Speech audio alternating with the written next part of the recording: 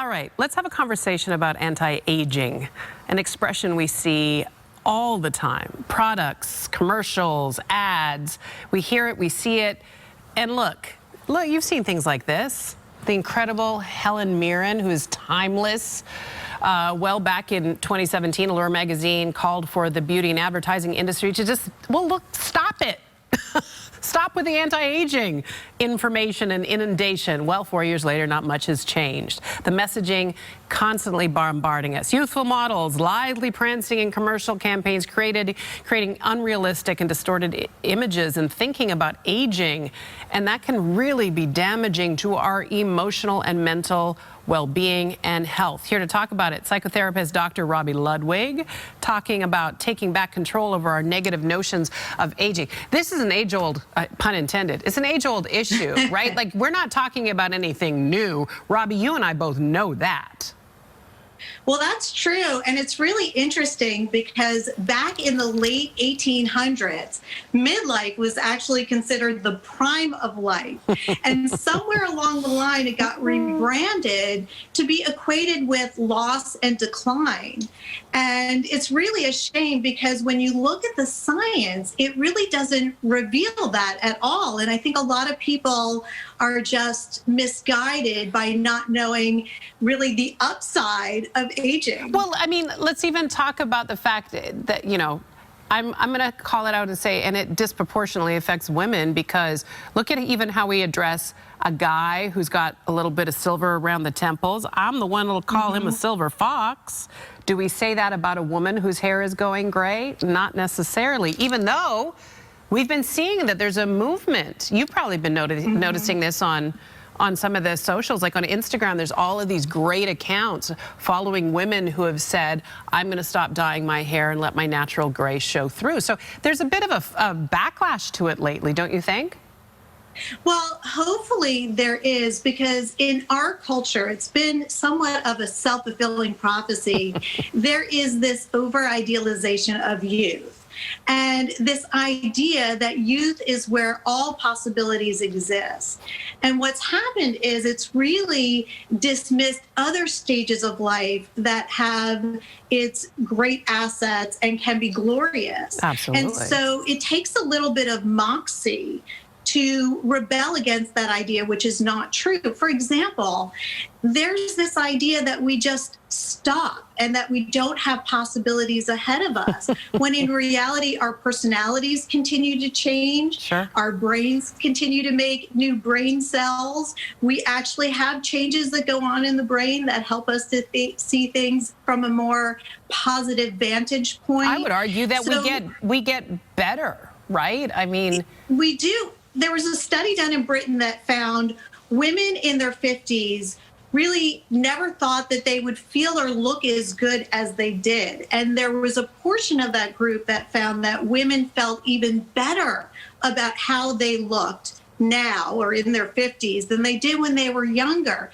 So we need to share more of these stories so that women have choices, because really the fountain of youth is feeling young and feeling hopeful. Well, and it's not just about the visual. I mean, we're talking a lot about some of the, like, I do want to just show this other thing that we found on social that I think is amazing, because all of it speaks to the notion you're talking about taking back the narrative, taking back this idea that we don't have value. Have you seen Celeste Barber? She's this really funny Instagram poster. She'll take these crazy, beautiful posts of these gorgeous, you know, women, and then she'll recreate them with her regular woman body to kind of show A, how ridiculous, and B, that's not those women on the top are outliers, frankly.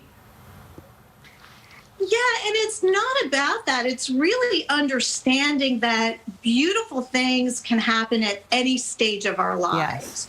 And when we feed into this culture of youthism and ageism, then it can get us to give up on ourselves. And that really is where the shame is. We should never give up on ourselves. We should continue to create our lives and become who we're meant to be, and not feed into this idea that we're going to be overlooked or that there are no more possibilities or good times in life. When you think about the word anti-aging, if we're not aging, then we're not living. Like, let's talk about that for a second. I mean, real talk. We are aging every second of the day. I mean, that's the whole, we know how this ends, people, right? We know how this thing called life ends. It is counterintuitive.